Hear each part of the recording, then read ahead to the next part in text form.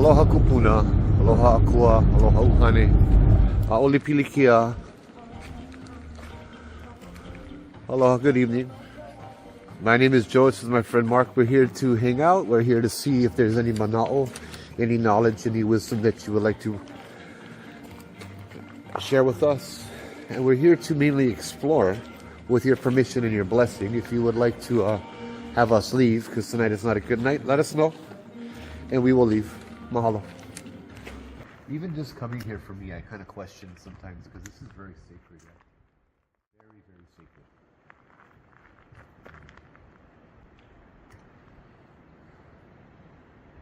I had a gentleman on the tour tell me that he was from the mainland and he went into the back. And he said when he went into the back, he walked through some kind of barrier. And this guy was really cool. When he would talk, you could tell like everything scary went away. He said that when he spoke up, the bad things melted. So he tried to be quiet the whole night.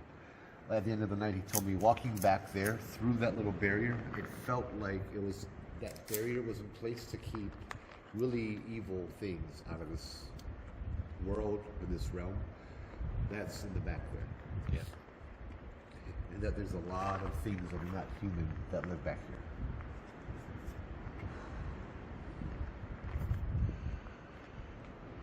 Probably including Nanaue. Well, it's certainly a big space. You know, there's enough room for something large to live in, isn't there? And there's, you know,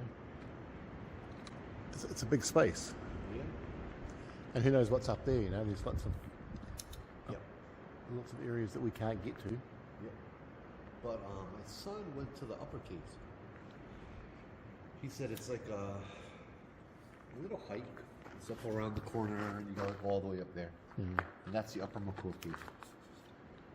But he didn't go into it. I told him, bro, how come you hike all the way up there and you don't go inside the cave? You know?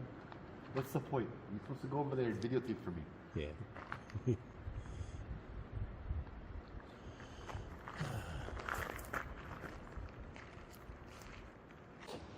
Hey everybody, we are down on Makaha side, Makua side tonight. It better be a bird or something. Like a cat or something. Hold on, flip you guys around. I don't know if you guys can see, but well,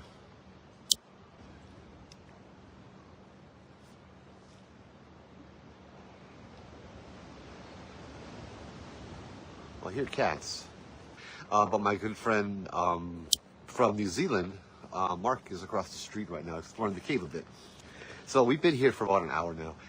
And the cat, if you guys can hear that, just started.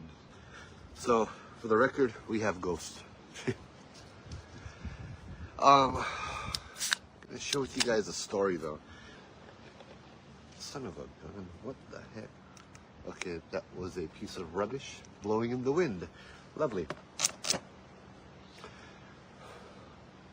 So yes, we are here at Makua Cave tonight, Kaneana Cave. There's a lot of history, there's a lot of stories, there's a lot of sacred, and there's a lot of spirits. Tonight is going to be a little bit about Nanaue, the half-man, half-shark. Can you guys hear that?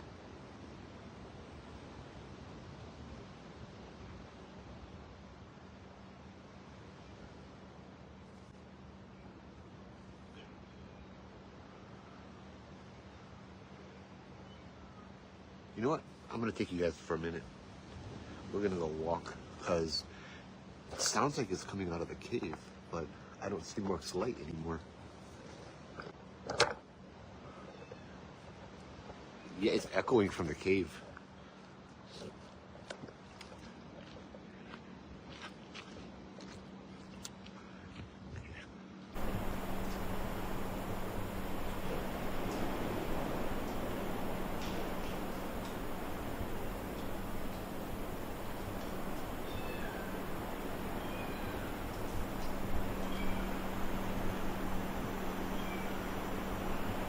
Okay, I'm hearing a kitten or a cat.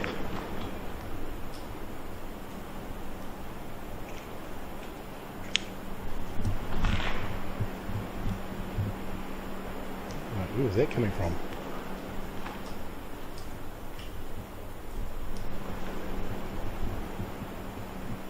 Kitty, kitty, kitty.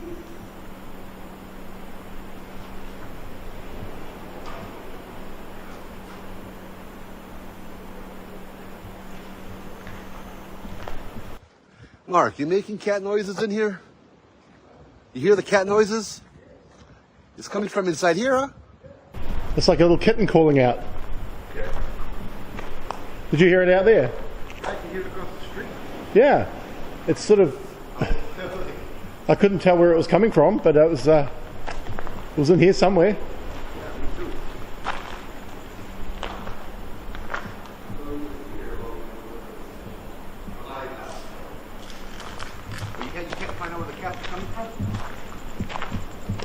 It was just, yeah, it sounded like it was sort of around here and it was just calling out. I mean, there's not much place to hide. No. It's up on the ledge up there. It sounded young, like a kitten. Yeah, it sounded like a kitten. Maybe even a bird. I don't know. I instantly thought kitten because it sounded like one. Yeah. First I thought it was like a bird because we have birds that sound like babies crying. Oh, yeah. Yeah. Wow, it's interesting.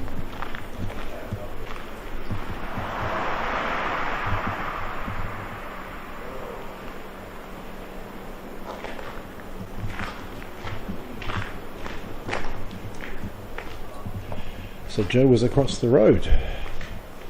He was across the road by his car doing a live feed, and he heard the kitten as well. He thought it was a bird, but it definitely did sound like a kitten to me.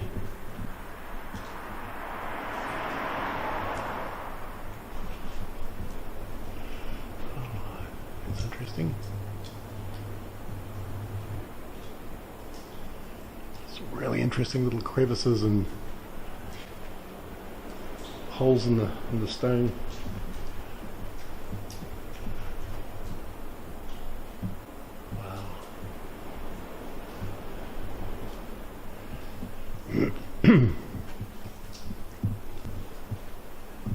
Such a big place, it's incredible. I wish I could light this place up even more for you.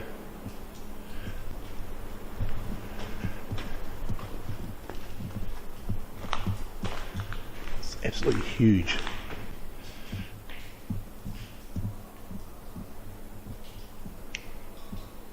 Okay, we've got movement. There's somebody here. Hello? There's somebody living in here.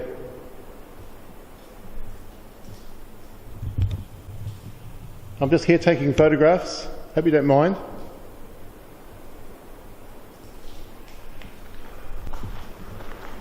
Wow.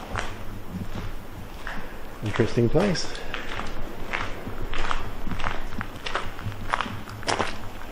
So weird. The sound of that kitten. Where did it come from?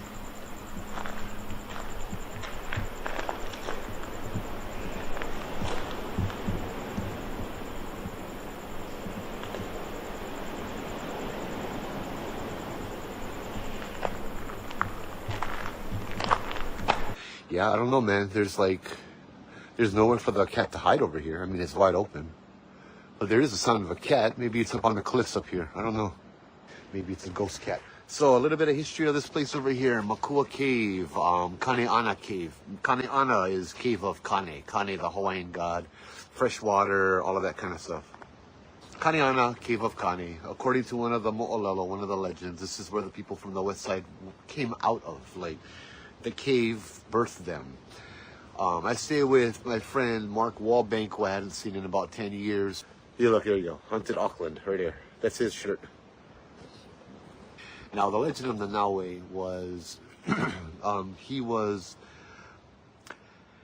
the son of Kamohoali, and Kamohoali was the shark god, Madame Pele's brother and all of that. Kamohoali was pure 100% akua, spirit god, and he could turn into a shark and all of that. Well, Kamohoali had relations with a mortal woman, and the mortal woman got pregnant, and they had a son, Nanaue. Now, it was said in some of the legends that Nanaue that they were in love, but he unfortunately had to go because he get the kind, God business you got to attend to, right? So Kamohoali ends up leaving the mother of his child, Nanaue, and leaves her with specific instructions. Number one, just one rule. Don't feed the boy meat. Don't feed the boy meat of any kind. And that was the only rule. Like many of the kupua, many of the shapeshifters, many of the supernatural things in Hawaii, you could tell because they have certain birthmarks, right? This guy in Nanaue was born with a birthmark on his back between his shoulder blades. And as he grew older, it formed into the shape of a shark's mouth, right? Now, Nanaue's mother was always, okay, we're not going to feed him meat because his father said. But after a while, when Nanaue got old enough, he was now forbidden to eat with women. And so he instead ate with his grandfather and the men. And of course, the grandfather hoped that this boy would grow up to be a very powerful warrior. And of course, you got to feed the boy meat, right? So he would feed him meat. He soon grew an appetite for flesh and eating flesh. But one thing they found out very soon when he was a small kid was whenever he touched the ocean, he would turn into a shark. And so imagine now Nanaue as a shark in a little tide pool, a little baby shark swimming around eating all the fish. And this continued and continued, but they could only do it in secret. And he had to cover up his kupua mark, his tattoo, the shark mouth tattoo on his back. He had to cover it up with a cloth. As he got older and older and older, though, they kind of realized that this would be a problem because he started developing taste for all kinds of meat, including human meat. And so they sent him to the lo'i, right around over here, the farm, the taro patch, and he would tend to the taro patch and tend to the taro patch. And if you know this area, on my left here is Makua Valley, a very big, before bustling fishing village. Makaha is on my right. This little place over here was a little trail where you would walk across from one to the other. And he would stay over here and they would sit in the daytime. Like he would be over here tending his lo'i. And as visitors would come, he would ask the visitors just a simple request. He said, I have to, it's so hot today. It's so hot. I really wish I could go into the water right back there and go swimming. I really wish I could go swimming, but I cannot go swimming. I have to tend the lo'i. Could you do me a favor? Could you go swimming for me? Just so I can at least get refreshed, watching you get refreshed.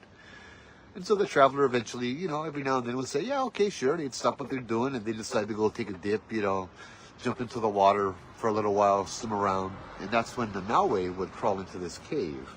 He would go into the cave, and the cave, when you go far back enough, it went down and down and down, and it connected to the water. And it connected to an underground cave. And so he would jump into the water in this underground cave. He'd assume his shark kupua, his shark kinolau, his shark form, and he would swim out of the cave and he would eat the swimmer. The swimmer would disappear, never to be seen again, and then he would swim right back up into the cave, walk out the cave as a man once more, and nobody were the wiser. And so many people went missing, and many people just vanished, died. So eventually they caught on to him, and they ended up killing him. They found out what he was doing, and Nanaue was the bad guy, the cannibal shark man. And many of the legends say different things. It said that he died, but one of the legends that said how he died is he went swimming to Molokai to escape, and on Molokai he was killed, and he was so big, after they killed him, they dragged him upland into a grove of bamboos, and they tried to light him on fire and to cremate him on this grove of bamboo, but his body was so big that he kept putting out the fire until they finally, I believe, chopped him up into pieces and sent him all over the place. But yeah, so that's the story of the shark man.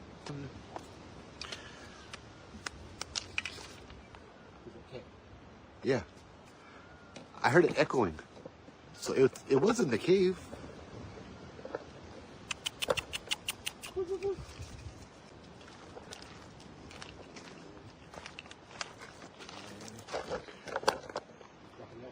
Yep.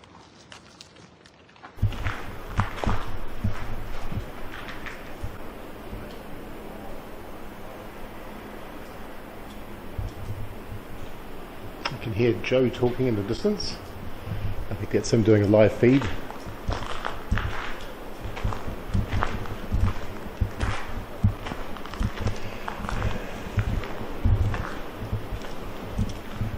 Oh, wow. Such a huge cave. Ooh.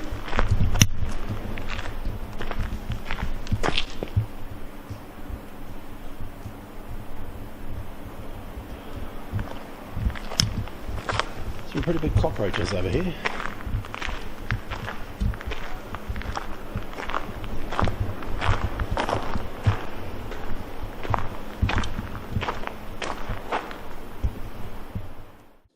So aloha, I had an experience back here with a certain spirit, perhaps? Is there anybody here that could tell me what we had encountered that night? Who it was? What kind of spirit it was? The thing that we came across that night, was it a uhane? Was it a ghost? Was it an akua, a god? Was it a kupua, a demigod or shapeshifter?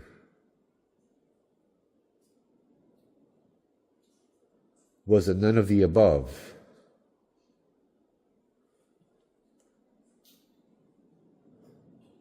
Was it a man?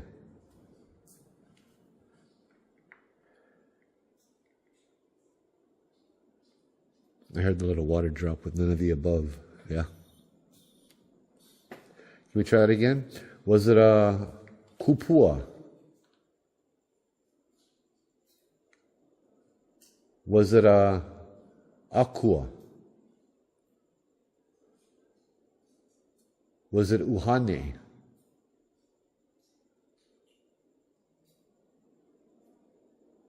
Was it none of the above?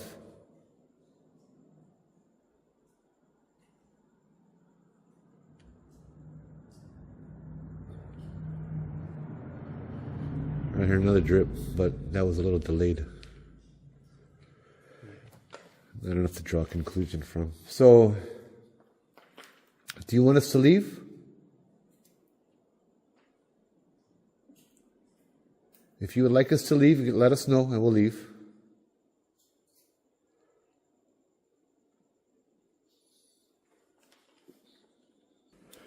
Okay, we're going to continue walking around, hanging out a little bit.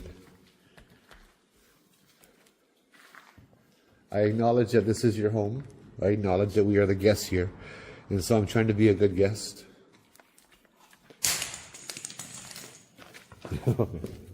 Ripped it out of my hands. Oh, I saw it levitating, bro. No. Flew across the room.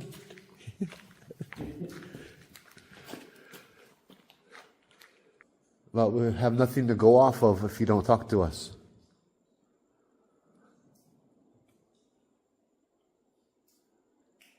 I'm feeling a little breeze coming out, yeah? But it's coming from this side. I'm feeling it come up this way. Okay, so from the tunnel. Uh-huh. It's cold. Whoa. Very small, very subtle.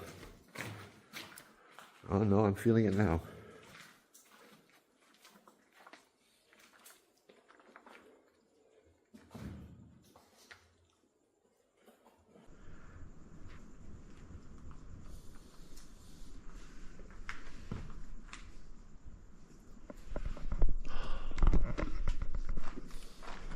So how far do you reckon that goes? Miles. Miles. Yeah. Supposedly to the other side of the island. Like, it'll connect to a whole bunch of lava tubes that run under Iolani Palace, that come out by Chinaman's Hat, that come out of Makapu on the South Shore. Oh, wow. Okay. So you can walk down there for months without seeing the light of day. Of course, no one's ever confirmed that, but that's what it said, yeah. Yeah. That's I'm it. sure there would have been there will be cavers that would have made their way quite a long distance in there.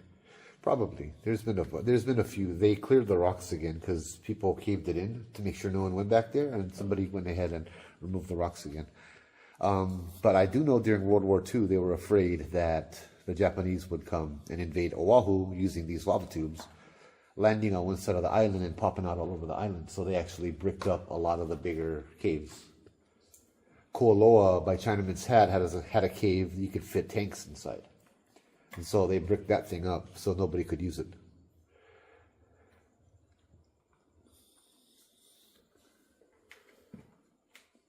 I'm going to take a peek up on top.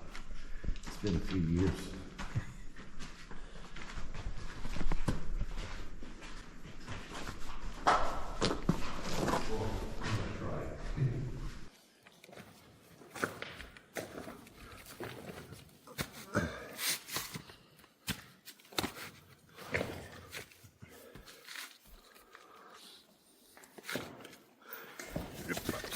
Nope. There we go. Oh, this is all wet right here. Lovely.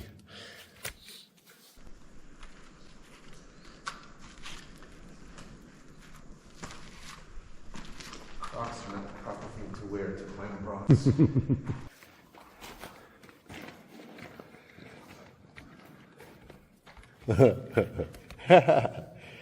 So right up here, there's a rock that has Joe graffitied on it. Beautiful. Is that Joe? I don't know what that letter is after it. If it was Joe P, I'd be tripping out.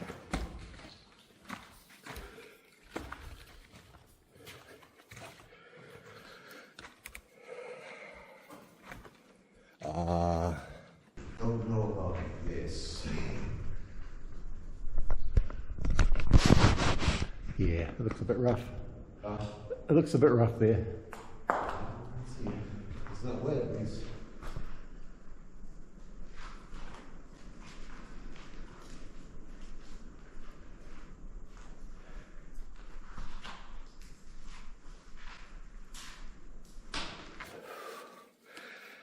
And the things I do for ghost stories.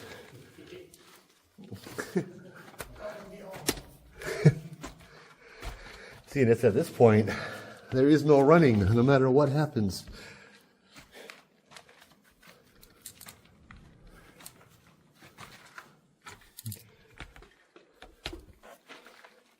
I got a can in my back pocket. That's that noise.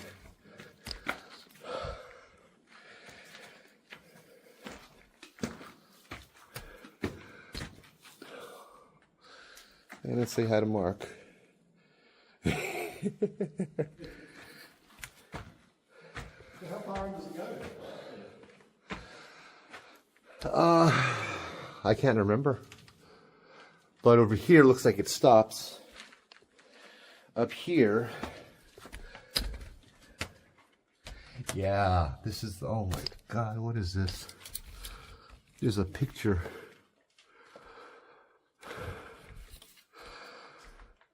I'm gonna leave that alone.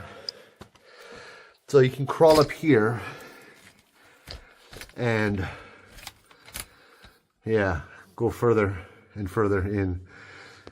It's about 2 feet high over here. So I'm not doing that, you know. Yeah, this is what I remember. Oop. Yeah, okay. What is it? What is that?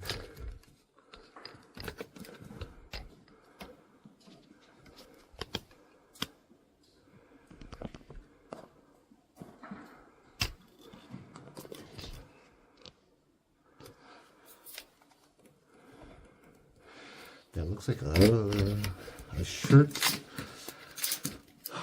wrapped in a tea leaf layer. Why? Oh, God dang, I have to come up here. No, I'm not.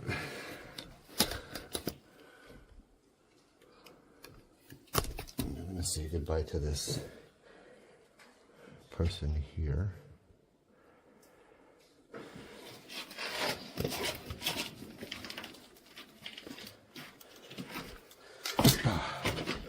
turn my outlets back on again.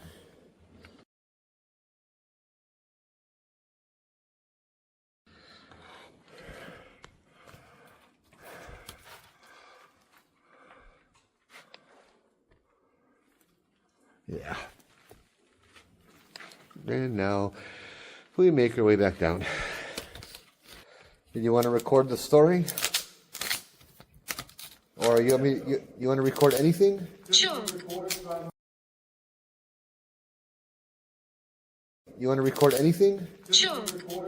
You want to record anything? Sure. You want to record anything? Sure. So yeah, this is where we went crawling down, the four of us. And as we turned around to run, we ran all the way down here, and a lot of us tried to jump off instead of running to the end. Shepherd and choke was the first one. You telling me I need to pray? Oh, brah, this thing is. Whoop.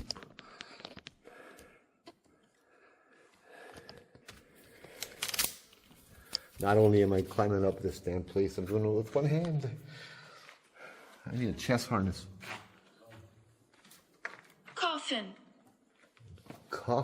Oh, brah. You're funny. Pretty catchy, eh? Uh-huh. Shoes. Brah. How about Crocs? Let's say Crocs. How about slippers?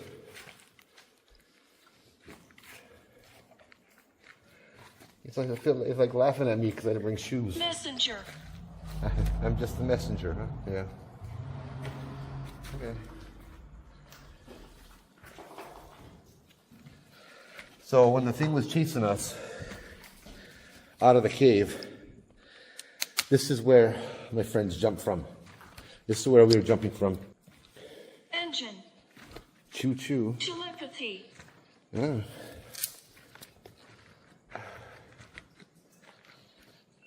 Okay.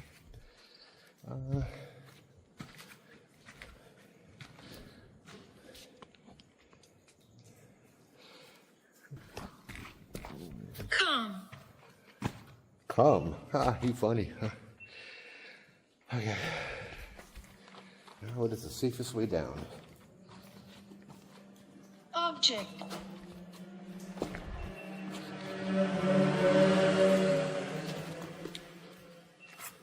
Piers. What? Piers?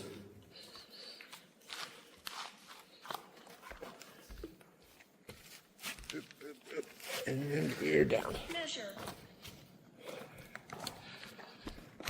I'll send you the recordings too. Yeah, that'd be great. Yeah. It's spitting out a lot of words though, isn't it, really?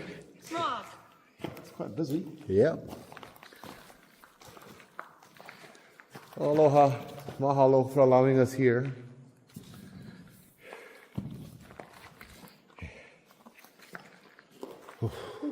Full. Full. Bottle. Bottle.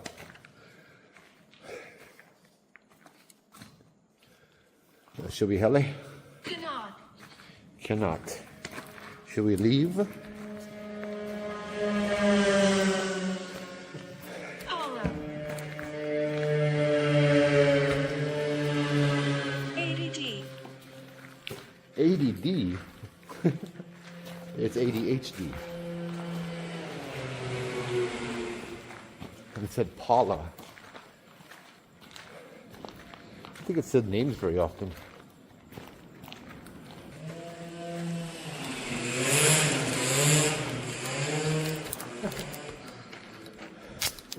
All the scooter fanatics go. Uh-huh. I smell burned rubber. Yeah.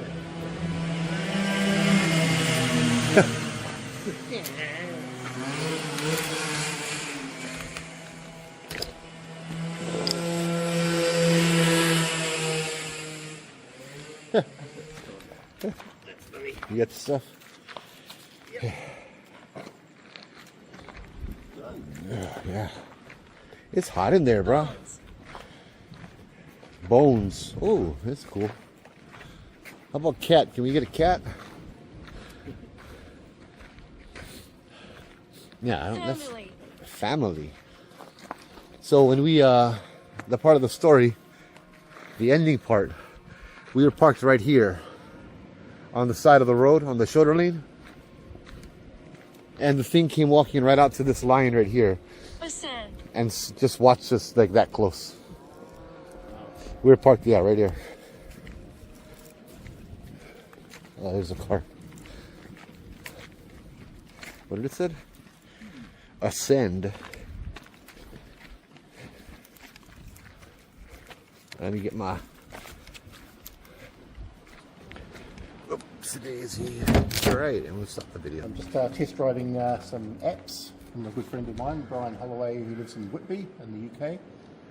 He's an app builder, and he's given me a couple of prototypes to experiment with out in the field. So I thought I'd bring one here. This one's called the Demonologist 2. Oh man, is this? Could I get one of these, or is it for sale, or yet? Or I think I'll ask Brian. it's still in development. I'll ask Brian about it. I'm sure he'll appreciate somebody. Oh, wanting to test it. guarantee. So we'll try this. It's basically it's a bank of cut up audio that has been reversed, chopped up and reversed, and it's played randomly. So there shouldn't be any words coming out forwards. Okay, so it's all words that have been chopped up and put backwards, right? Words and phrases and bits and pieces. Yeah.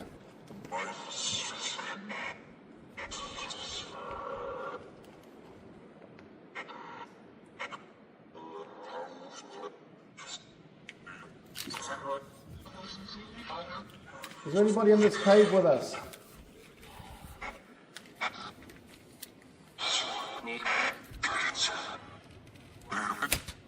I heard a me. Can somebody come forward and talk with us?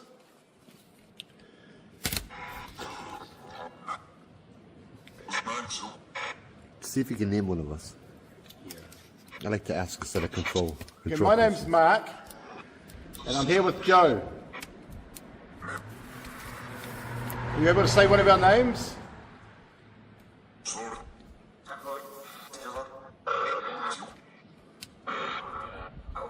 What's your name?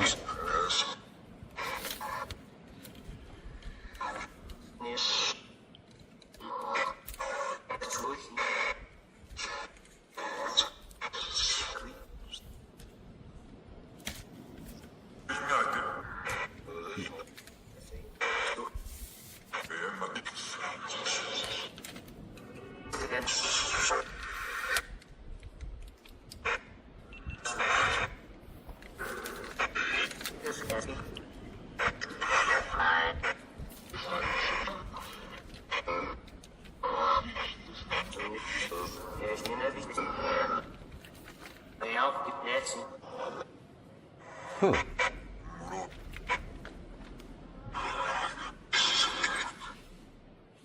Is somebody here? Yes.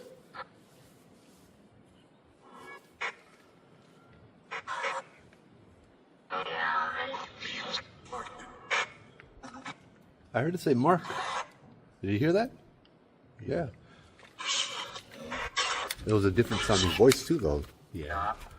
Not the same voice here. Aloha, is there anybody here with us tonight? Could I hear a yes or no?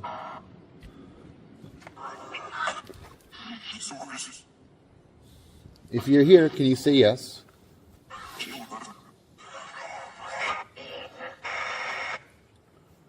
Oh, that's cool.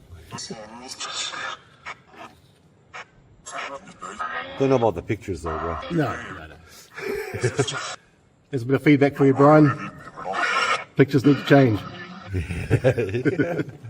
I ain't trying to contact that stuff, you know. Yeah. I wonder if he made the app to say your name.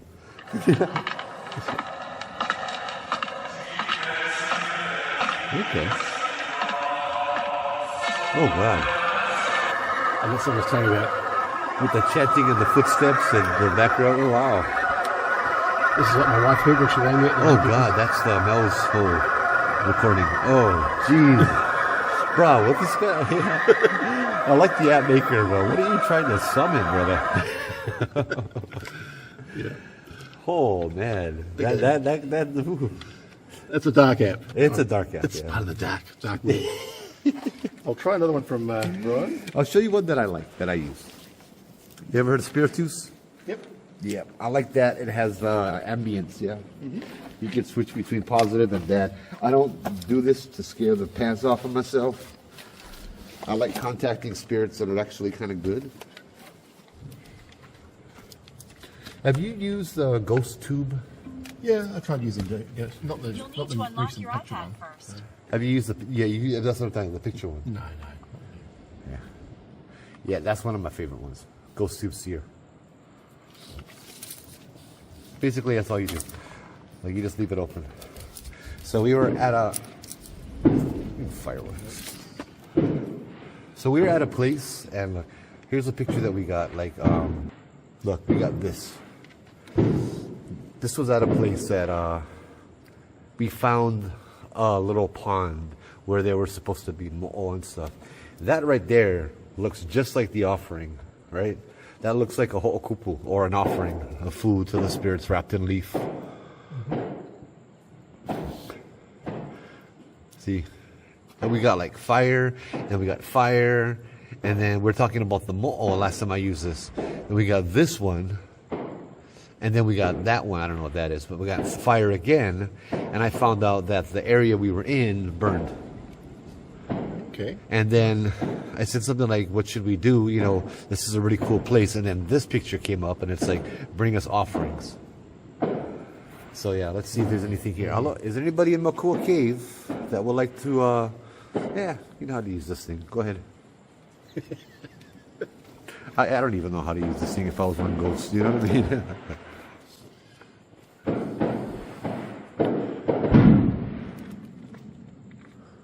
Bruh. Now, you should come here New Year's Eve, bro. Everybody has fireworks like that. Like, you literally see hundreds every second coming up. Oh, you know what? That's right. That's why this won't work in here. Because this thing requires connection, internet connection. Oh. Which we have none in over here. Iovolus is one I use. Oh yeah. Just to say random words. Ovilus on. Oh, it's Control. Okay, control. Well, that's a word I've never gotten before. Usually they have a whole bunch of set words, yeah, that keep popping up. Maybe they changed it. I'm gonna take this off the ground so no more cockroaches crawl inside. That's a cool app though if you want to summon the devil. yeah. Yeah. I could see, I mean, just the work behind it is fantastic. You know what I mean? The programming and all of that stuff, I can definitely see a use for that. It's cool. Yeah. This is the other one that Brian connected. Oh, there's another one. Another one here. I think it's more of a sound-based app. Various sound effects. Gramophone. Oh, that's cool. And do the words come through too? Is it just a sound effect thing, or do the... I'm assuming those words do come up, but I haven't seen it yet.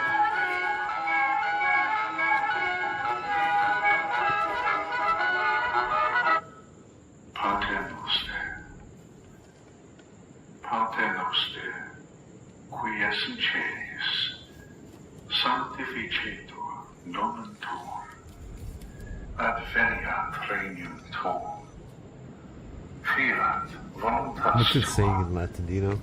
No idea. Whenever you see a bird go by, you know it'll be the next to die. They wrap you up in The Lord is my shepherd, I shall not want. He maketh me to lie down in green pastures. Oh, He leadeth me beside the still water. He restoreth my soul. He leadeth me in the paths of righteousness for his name's sake. Yea, though I walk through the valley of the shadow of death, I will fear no evil. For thou art with me. Thy rod and thy staff, they come. The old singing bowl. Oh, that's awesome.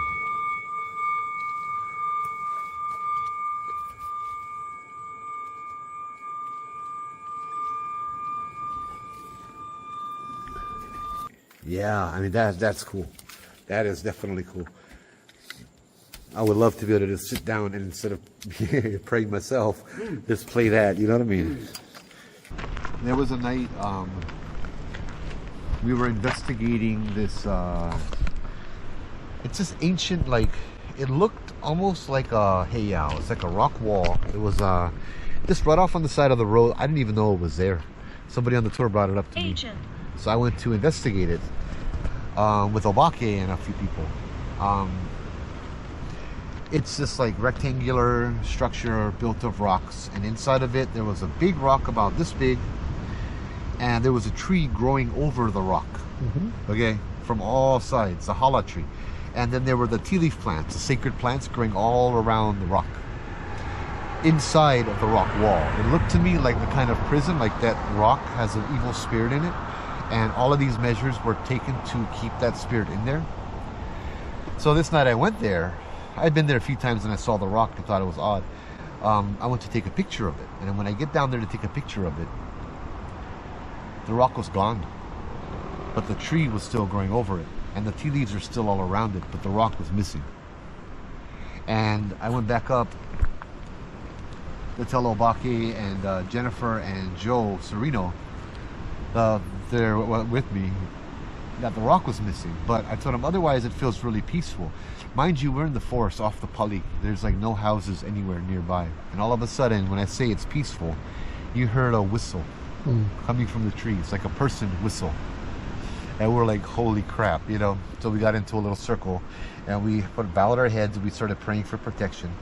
And as we're praying, saying the Lord's Prayer, you hear boom, boom, boom, boom, boom, boom, right up above our heads, and you hear the whistle again, right up above our heads. Me, I kept my eyes closed and I just kept praying because that's how you pray, right? Serino apparently looked up while we were praying. And by the time we were done praying, the sound was gone and whatever it was gone. He said he looked up and he saw a woman with these bat wings hovering over us, glaring at us. And that thump thump was the sound of the wings flapping above us. And the interesting part is we hear about, like, there's petroglyphs, ancient Hawaiian petroglyphs carved somewhere near there of a man with bird wings. That's one of the only places in the entire islands there's a petroglyph of a man with bird wings. And I wonder why, you know.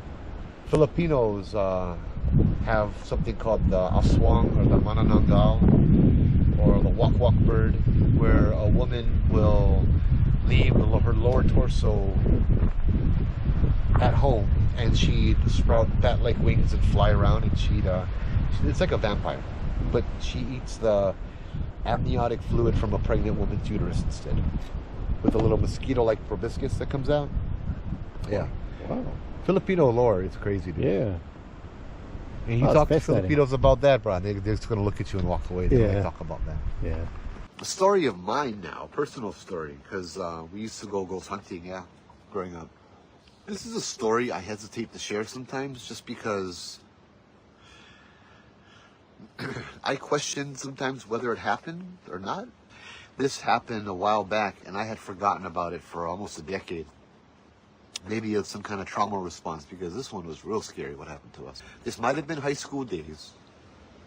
I remember one afternoon, me and a friend came down over here just to cruise down, you know.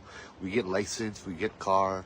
Where we go? We live Kaneohe. Of course, let's go Kaneana Cave. Let's go Makua. So we came over Makua and we started hiking, and there's a little... So the cave is not that deep, but you can go down the middle. Or to the right, if you want to call it that, but it's kind of like the middle. And once you hit the dead end, there's a little entrance about this big that you can crawl into. And you can tell that the cave continues going further and further and further in, but you cannot see where it ends. On the left side, there's a ceiling that gets lower and lower and lower until you're hunched over, crawling on your knees. And then there's a cave entrance about this big. And you have to crawl inside there, and it goes and goes and goes and goes. Now, if you go on the right side, there's a little ledge. And if you find a way up the ledge, you can go all the way up above the middle cave. And there's another cave up on top that you can crawl down in. We walked along the ledge and we started going down the top one, and it's like, nah, we're not ready. I'm like, how about this? We go home, go get ready, come back tonight, midnight, yeah? Because more fun at midnight, yeah? So we agreed, and we went home, got ready, and there were 4 of us now. 2 cars, 4 of us. And we had, now don't ask me why, we had the kind of rope, we had water, because these caves are rumored that you could walk from one side of the cave, you can walk into one cave and come out on the other side of the island months from now. It said that all of these lava tubes are interconnected to each other, and so you could easily stay underground and get lost forever. So yeah, 1 bottle of water will save us, huh? I don't know, we was young. So we bring the bottle of water and the ropes and stuff, and midnight we come over here, we crawl up, and I was the first dummy to go in because it was my bright idea. So I start crawling down, and it gets so small to the point where I'm crawling on my elbows now, like on my elbows and on my knees. And as I'm doing this, I can remember my elbows getting all bust up, thinking to myself, we should have brought elbow pads and knee pads. And we wanted to investigate if this was indeed the place where we crawl down the cave if it touches the water, because then this might be Nanaue's cave, right, where the shark god lived before. And so we're crawling down. I remember scraping my head on the rocks, like just crawling, and then a rock would scrape the top of my head, and I remember blood coming down like this, just coming down over my face, and I had to wipe off the blood. I remember looking at my hand going, what the hell? But I kept going.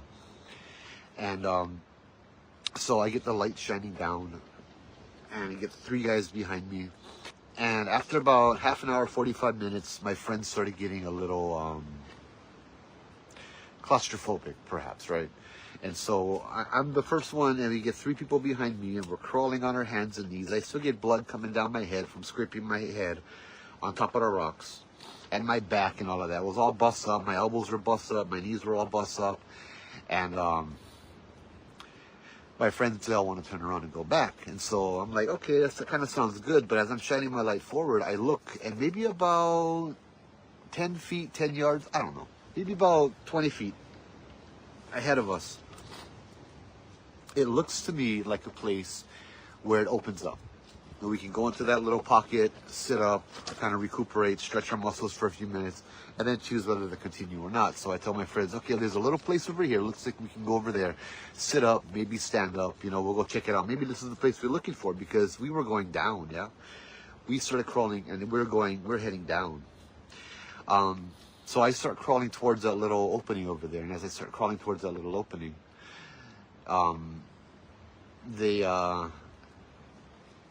somebody walks in front of my flashlight. Like, I see a figure walk from the left to the right, just right across the flashlight beam. And the first thought in my head was, oh, get homeless people in here too. You know, I was thinking, guarantee homeless person, because it looked like a guy. But it was so fast I couldn't really realize, but I don't want it to scare my friends, yeah? So I turn around and I'm like, oh, guys, I just saw one guy walk in front of my flashlight. I don't know what it was some figure. And so we're all tripping out. And soon I'm lying down, and I got my other friends lying over me, like a head on the shoulder, a head over the shoulder, another head over here. We're all crunched together as I point the flashlight, and we're all staring down at the flashlight for a minute, 2 minutes, nothing happens. And then all of a sudden, right before we're about to just say, you know, you full of it, right? You see the figure walk in front of the light again from the right to the left, but this time slowly, deliberately, and it stops in the light. And it wasn't a person. What we saw was, it looked like a body covered in scabs, black, scabby skin. And we saw that, and we booked it. Now, I was the last person out, because everybody else booked it. Now, it took us half hour, 45 minutes to get down. It took me about 5 minutes to get out. We were rushing, and I kept telling my friends, hurry up. And I was ready to bite their feet, grab them, hit them, whatever. Because I'm the last guy now. There's nothing behind me but this thing that we had seen, right? And my friends were not crawling up the mountain fast enough, or in the lava tube fast enough. And I could feel this thing coming up behind me. I could hear it. I could feel it. I knew there was this thing. I was waiting for it to grab my feet, and as I had nowhere to go, you know. And so I'm terrified. We get out. We finally get out of the little place, and we run and jump. Most of us, we jump off of the ledge and land. You know, luckily for most of us, we landed without getting hurt. And we ran to the car, but my friend sprained his ankle, and we had to help him to the car. We were parked right here on the street. Not in a little parking lot, but on the street. We ran out. I jumped into the car with my friend. My other two friends jumped into their car right in front of ours. And I go to turn my car on, and we're all yelling, you know. And then all of a sudden, like, I go to turn my car on. My car is dead. It doesn't want to start up. And now me and my friend are freaking out. We decide to hell with it. We go leave the car here. And we jump into the car with my other friends. And we jump in, as we get into their car won't start up either. They're trying to crank it, and the lights aren't even coming on. There's no response. And they're just yelling at everybody, yelling at each other. And then finally yelling at me, because this was my dumb idea to come in the first place, you know.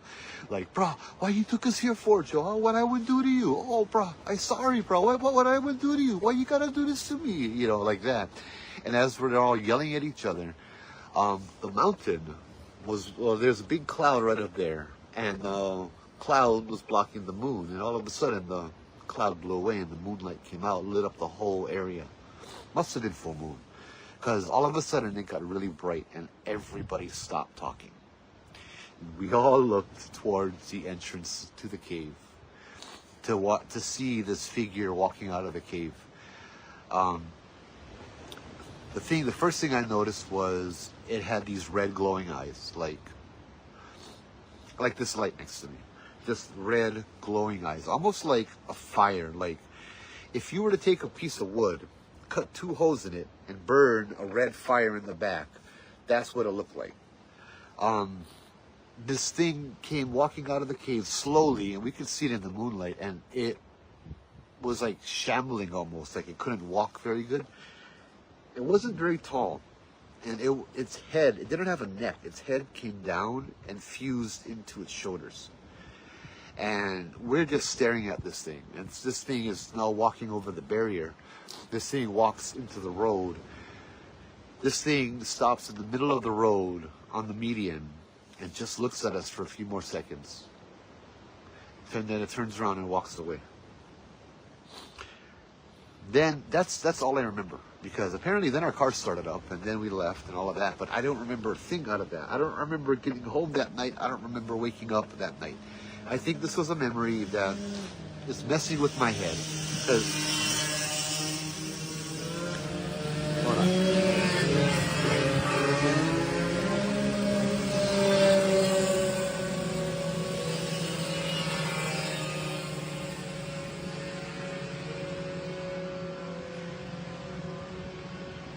West Coast intermission. Oh. There's a straggler. Oh, get more. Hold on.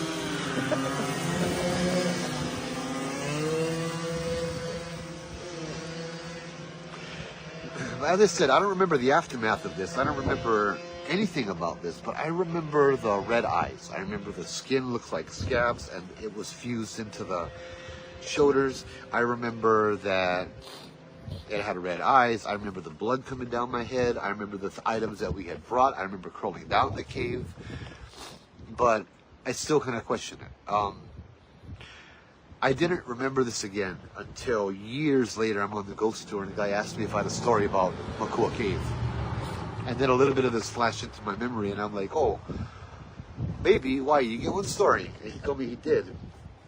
And he shared his story with me. They went drinking in the cave, and something with red eyes that didn't have a neck and looked like it was covered in scabs chased them out into the parking lot, out of the cave. And yeah, that was something like this.